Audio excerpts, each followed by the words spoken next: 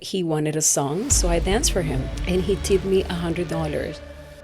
A lot of the women have a reputation for wanting to marry men, American citizens, for citizenship. Did you get citizenship from Jon? He calls his friend, and he gets me an appointment to the best strip club. The $100 that I paid for my social security number did not really get me that far. He just comes out of jail, so I feel like, wow, poor man. That's why he's so quiet. That's why he's so introvert. He must have suffered a lot. Hello and welcome back to the Alex Witherow Show. Today I have the internet's favorite ex-wife of Jon Roberts, Melissa Garsva. Great to have you back. We have a lot to cover today. We have a lot to talk about. Yeah. And full context, I think when we first started our initial podcast, I'm pretty sure we didn't know what was going to happen. Neither one of us knew how popular you would become on the internet.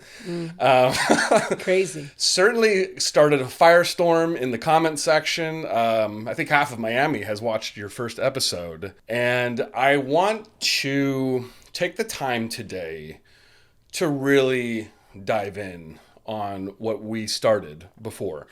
And I know for myself, obviously the first time as a host, I watched Cocaine Cowboys, but I wanted to do my due diligence this time, and I read all of Jon Roberts' book.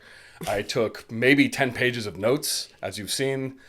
You went to school. I went to school on Jon Roberts. Crazy. I treated him as if So I good. was stalking him.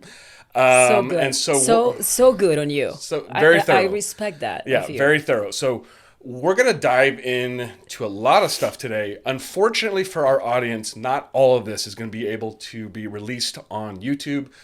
We will release part 2, 3, and 4 on Patreon. And obviously that link will be included in the description. There's just too much to talk about. You and I have had this conversation already. There's a lot. There's a lot here to cover. People have no idea. Yes. Now, I would consider myself like Jon Roberts GPT at this point. Like if you ask me a question about Jon Roberts, I know exactly how he would respond. You're impersonating him. I have downloaded the entire Jon Roberts library into my head. And so, the character, as an actor, yes. I mean, I'm sure you can impersonate Yes, as a former him actor, right I now. treated him as if I'm playing his role. And so... You just don't look like him. No, but I don't. know you have No, I don't. definitely the the talent. Yeah, I lost the beard. Jon used to have a beard. Okay, so we are going to release a 3-part series after this. This will be the first of a 4-part series. This will be on YouTube, and then the rest will be on Patreon. All that info will be below. Okay, so I think when we first talked, there were some things you were hiding a little, and that was evident to the audience. So let's take this from the top. Let's start over. How did you meet Jon Roberts? When I initially came to this country, I was 25 years old.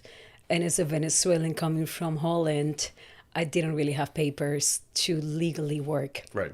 So before I met Jon, I started looking for jobs as a waitress with my broken English in Fort Lauderdale in the area of Las Olas. Mm-hmm. And so people will hire me on the spot. You know, I was just, very bubbly, very friendly, and getting a job was not really difficult.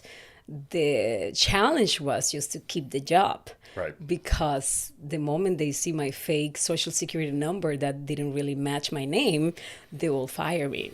But that didn't stop me from doing the next, asking for a job on the next restaurant. And then the same thing will happen. They will fire me on the payday. And so I was struggling. I did have some savings that I came with, but slowly they start running away. Well, fast, not really slowly, Right. but actually Money the opposite. burns pretty quickly around here. Exactly. Yeah. And so I continued looking for jobs, and I basically went through the whole Las Olas area restaurants, and to the point that I was just frustrated because it was my reality. I was an immigrant. My English wasn't that amazing or as clear as it is today to actually handle customers a proper way. Right. And the $100 that I paid for my social security number did not really get me that far. So in the mix of all these frustrations, I would talk to my brother who I was living with, and he actually presented an idea that I was very reluctant to. And that was, look at you, sister, like you're gorgeous, like your attitude, your personality, your body, your hair, like all about you. Have you ever thought about dancing? And I say, what? Are you nuts? Absolutely not. That's disgusting. So he said, okay, I'm just saying you can make $700 a week, actually, $700 a week. Which back in, this was 30 years ago, maybe. Exactly. Yeah. Well, this is in 1999. Right. 1999. 25 years ago. Exactly. Yeah. So 700 a week was a lot a of bit, money. yeah. And I say, absolutely not. That's crazy. He's like, well, in case you're up for it, I have a friend who's friends with the owner of one of the best, strip clubs here in Fort Lauderdale. I say, whatever. Yeah. So he placed the seed in my head. I continued looking for work. I couldn't. Now I'm running really low on money, and I had to survive. Right. So he calls his friend, and he gets me an appointment to the best strip club in Fort Lauderdale. And before I did that, I talked to my mom. I called her, and because I couldn't hide that from my mom. My mom raised me with the best values and principles, and to me was like doing that was going against who I was and who I was as I was raised. Sure. And I never forget my mom's, advice or take. She says, Pichulita, I love you. I know this is not going to be easy for you, and I don't want you to do that. But ultimately, you're a woman, and you are the one going through your life. And who am I to prevent you or stop you from doing something that you must do at the moment? But so I'm like, Mom, do I have your blessing? She said, I can be in that position. Like, I'm not going to bless that, but I'm going to be respectful of your decision. Oof. So I was left alone with that. Yeah. I couldn't sleep. I was very torn about me having to do that, go to that level. But I went to that appointment. I had a meeting with the manager or the owner. I don't recall well. And he hired me on the spot. He said because I didn't have experience as a dancer that he will have me on the brunch shift. And if I did well, he will have me at night. But that in the moment, my customers are usually businessmen around the area who come to the brunch. There was a buffet. And the reason why that was kind of attractive to me was because businessmen, it was a high-end club. And in my mind, I'm thinking, if I'm going to do this, it needs to be the best place where there is elegance and some kind of... Right. Not trashy, not... Correct. Yeah.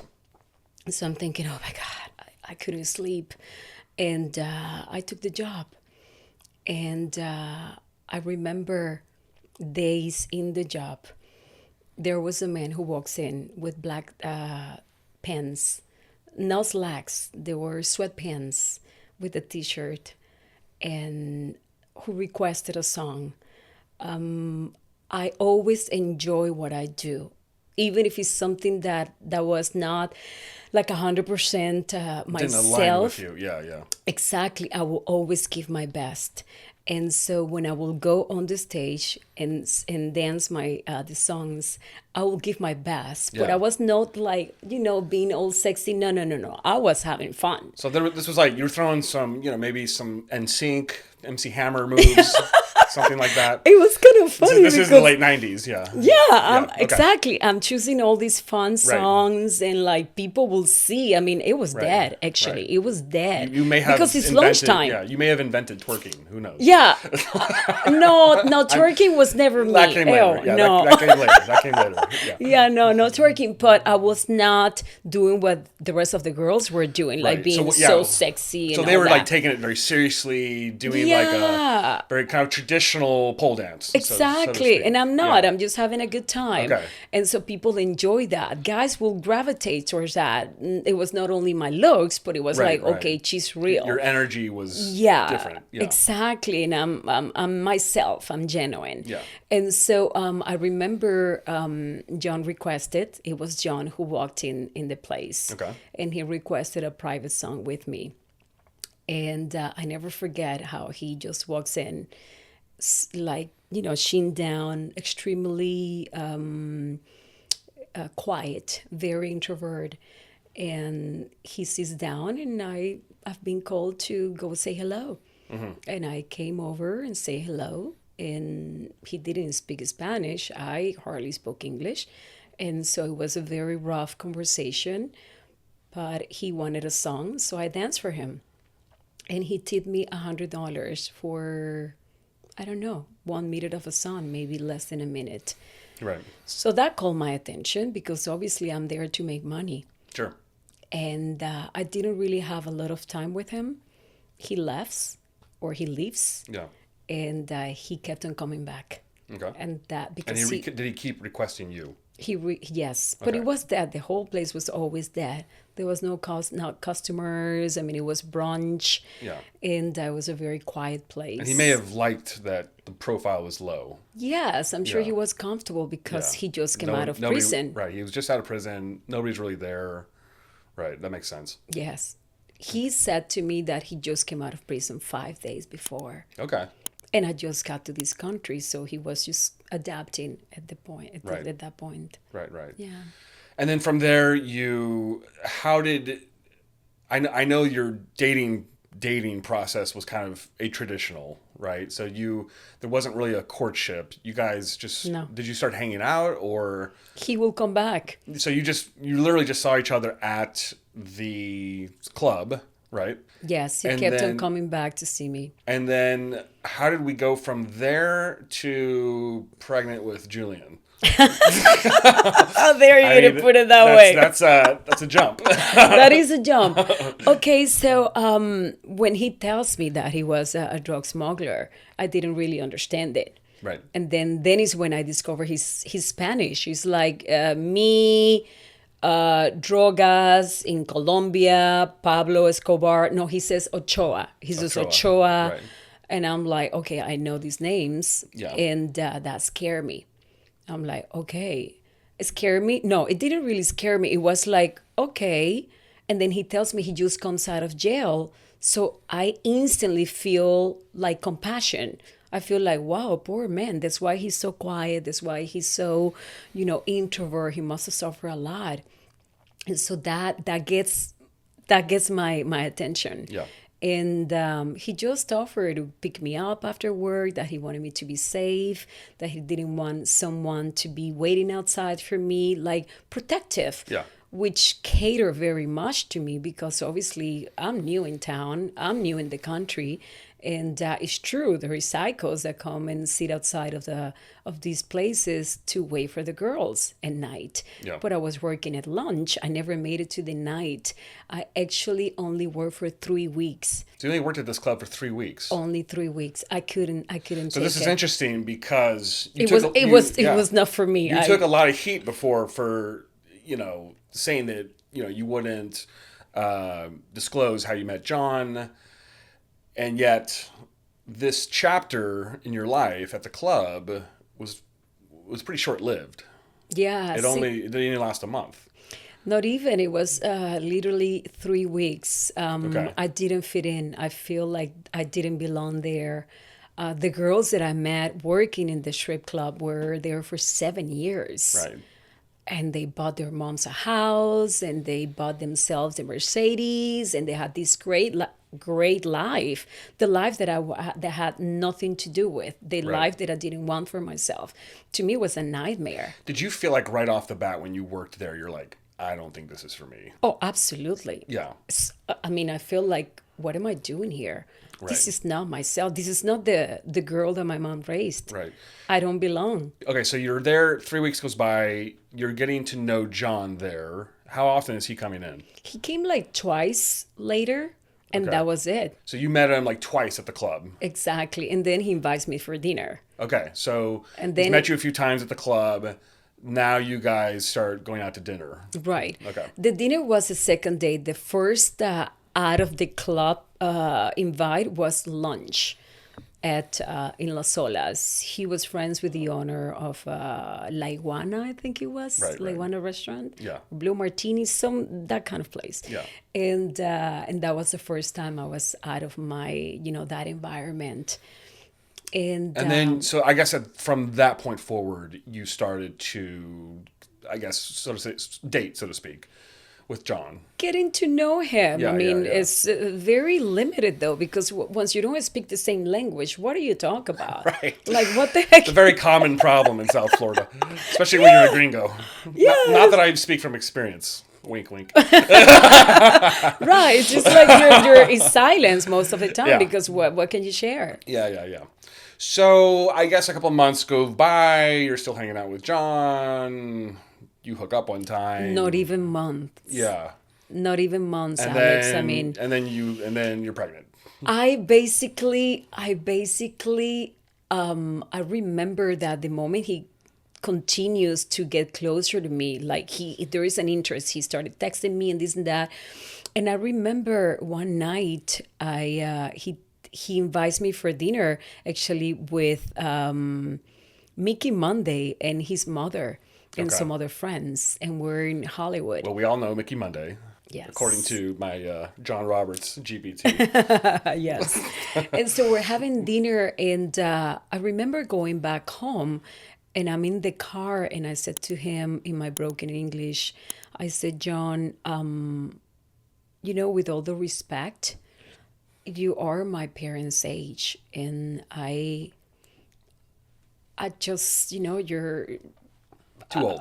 yeah, basically, I just didn't want to Too insult old. And him. he's like, damn, I'm losing it. Yeah, like I can. Yeah. And I remember he went down, he dropped a tear. Okay. And that touched my heart. I was like, poor thing, I hurt him. But I said goodnight and I left. So that was the end of it. Right. I was done. I'm not going to go for dinner anymore. I'm Yeah, not yeah. going to see him anymore. This is it. And he came back, right? He Through my brother. Okay. He actually reaches to Teddy, my brother. And so How does he that's know Teddy? how, because I was living with my brother in Okay. a little apartment that we Okay. had. So that's his way back to me. Okay. He goes to Teddy, texts Teddy, hey man, I have a car for you. Teddy needed a car. Right. That was like he spoke his language. Right. And that's how he manipulated And that the whole sounds very situation. John-esque to do something like Oh that. my God, totally. Yeah. He gave Teddy this black crazy Mercedes that had written like drug dealer all over. Just like, Right. Yeah. He probably got it from a drug dealer. whoa, who was he, right? Yeah. And so, yes, that's how he gets back to Okay. me. And I guess in terms of, did that begin a relationship for you with Mickey Munday and his family? Yes, that's how I met Mickey Munday. Yeah. And I guess it described to me what Mickey was like when you met him, when you first met him. Super sweet. Yeah. Very quiet, respectful, total gentleman. Again, I mean, there is always the English barrier, right? Right. But he was very tall with his long, white hair, very observative and kind, just Yeah. a kind guy. And what was his mom like? Sweetheart. Yeah. Yeah, she Yeah. was very older, a lot older. Yeah. I can recall maybe in her 70s. Okay. And yeah, she was there to, he loved his mom. I remember he loves his mom very much. And Yeah. she was like, Mickey was everything to her. So this is interesting because obviously Jon had a lot of exposure to Mickey Munday before he went to prison. Worked with him quite a bit in the importing business. So they obviously stayed friends, kept up, hung out after prison. Yes, that's how I met him. Yeah. And then, I want to talk a little bit about, and so then obviously from there, Jon wins you back. You guys get pregnant and the One time, I know, remember? one time. Just one time. The one time.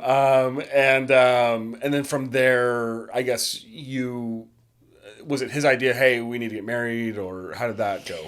Well, at the point that I get pregnant, I didn't know what to expect. I didn't know what to do.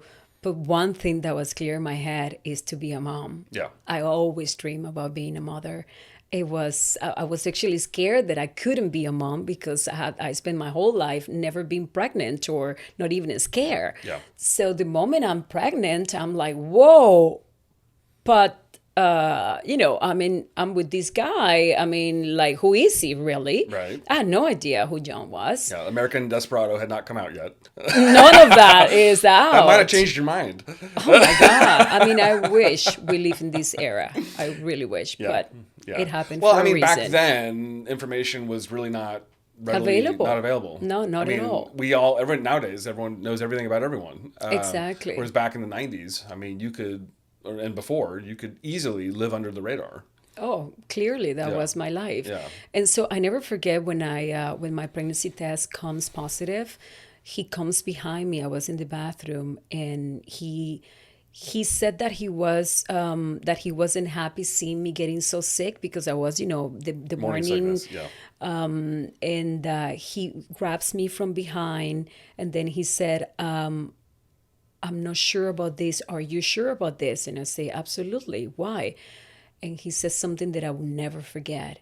He said, I'm just afraid that he will be like me. Oh my God. My heart stopped. I'm like, wait, did I hear this right? Like, what do you mean? It's like, I just don't want him to be like me. And I'm like, who is this guy? Yeah. Like, how can he not approve of himself? Imagine, like, if he doesn't like himself, who is he? Yeah. And it's so fascinating you say that because in his book, literally the last line of his book is, I just hope that my son doesn't make the same decisions that I did. And that's such a powerful way to end his book. We'll get into Julian later.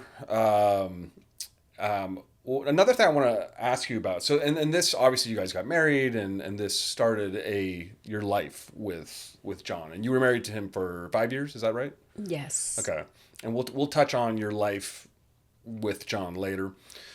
One thing I wanted to ask you about is in South Florida.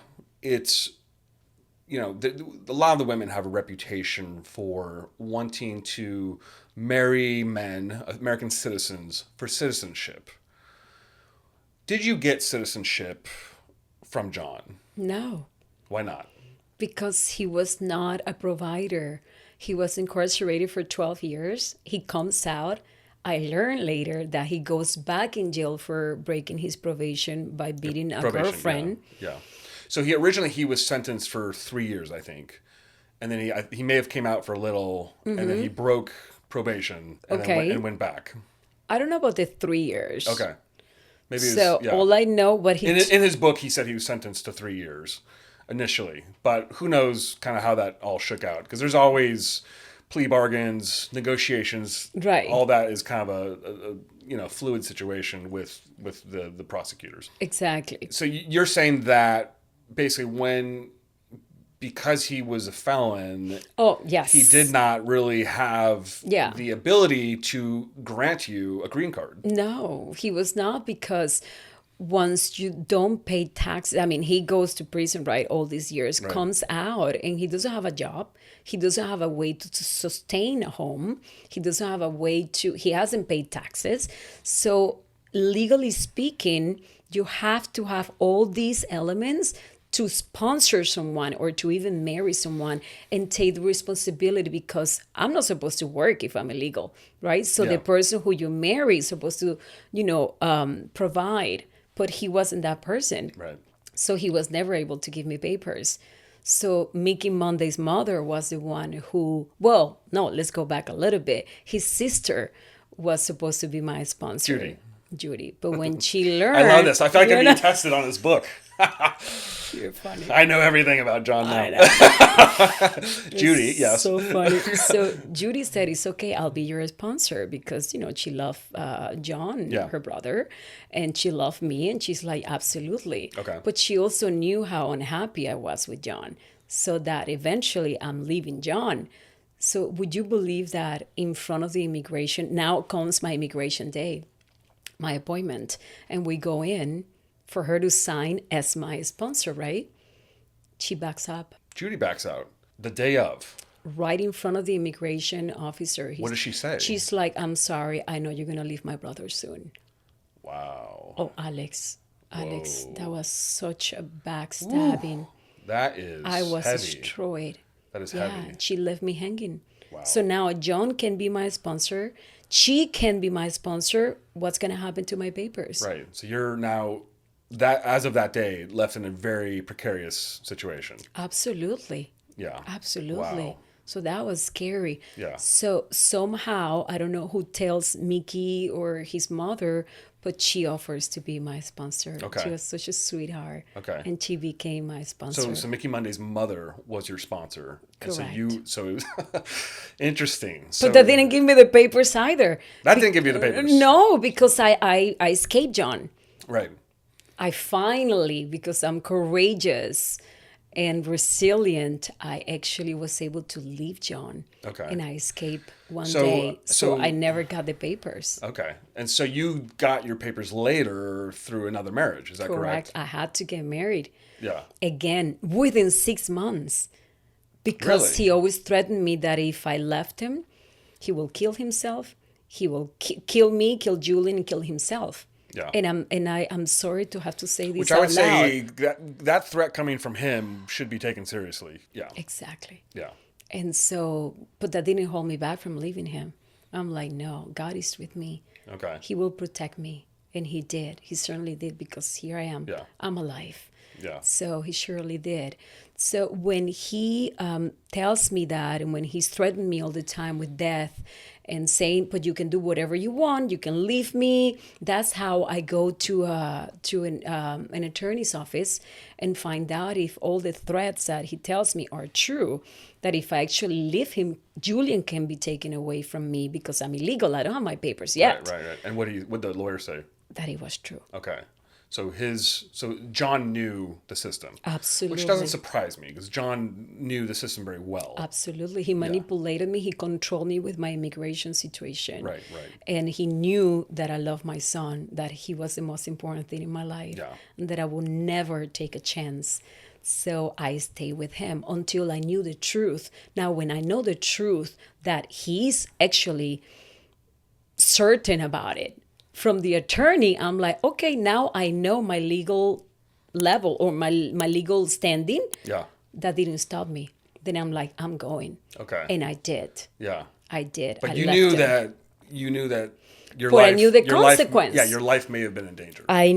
My life was in danger, and also I would not have papers, but that didn't stop me from leaving him. And a lot of dangerous things happen to you, and very life-threatening things happen to you later. Is that correct? I found out one day